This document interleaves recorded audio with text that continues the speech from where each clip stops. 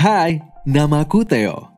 Aku anggota tim tanggap darurat Palang Merah dan Bulan Sabit Merah.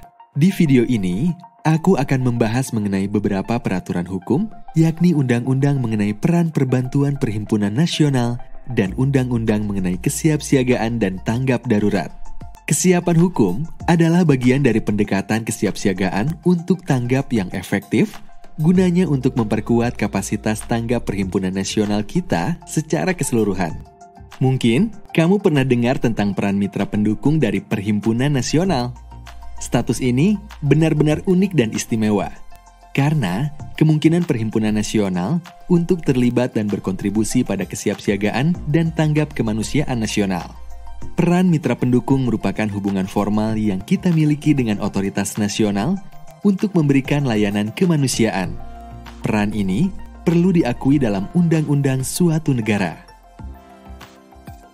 Sering dikenal sebagai Undang-Undang Palang Merah atau Bulan Sabit Merah, undang-undang ini menetapkan apa saja peran kemanusiaan Perhimpunan Nasional dan juga memastikan pemerintah untuk menghormati prinsip-prinsip dasar Palang Merah dan Bulan Sabit Merah.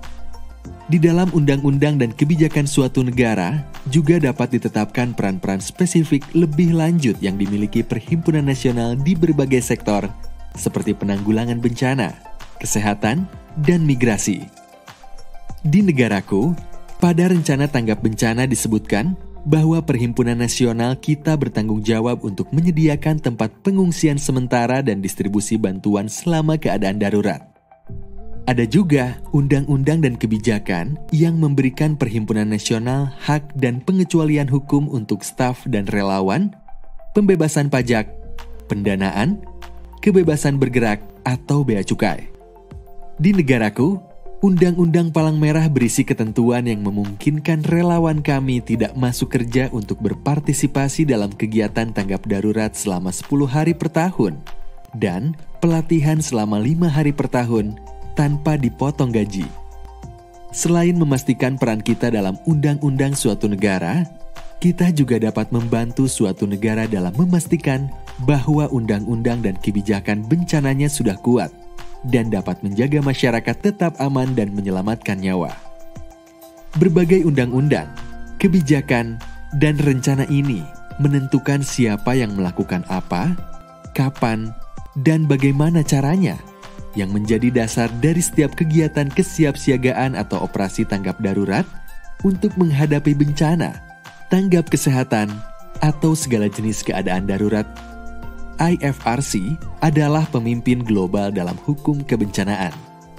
Dengan bermitra dengan berbagai perhimpunan nasional, mereka telah bekerja dengan pemerintah di 95 negara untuk menyusun, memperkuat, dan menerapkan undang-undang dan kebijakan bencana. IFRC mulai bekerja di bidang ini sejak 20 tahun yang lalu. Tidak lama setelahnya, dunia dilanda tsunami Samudra Hindia yang sangat besar. Bencana ini belum pernah terjadi sebelumnya, dengan aksi tanggap yang belum pernah terjadi sebelumnya, sehingga menyoroti perlunya undang-undang yang lebih efektif dan efisien untuk menanggapi bencana internasional. Sejak saat itu, bidang fokus hukum bencana IFRC terus berkembang untuk mencerminkan kebutuhan kemanusiaan saat ini, kesiapsiagaan, tanggap, dan pemulihan bencana. Pengurangan risiko bencana yang cerdas iklim, perlindungan, gender, dan inklusi, kedaruratan kesehatan masyarakat, dan hukum tanggap bencana internasional.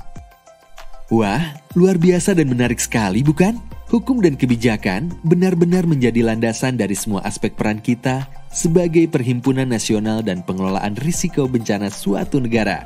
Waktu yang dihabiskan untuk kesiapan hukum membuat kita menghemat banyak waktu ketika bencana terjadi.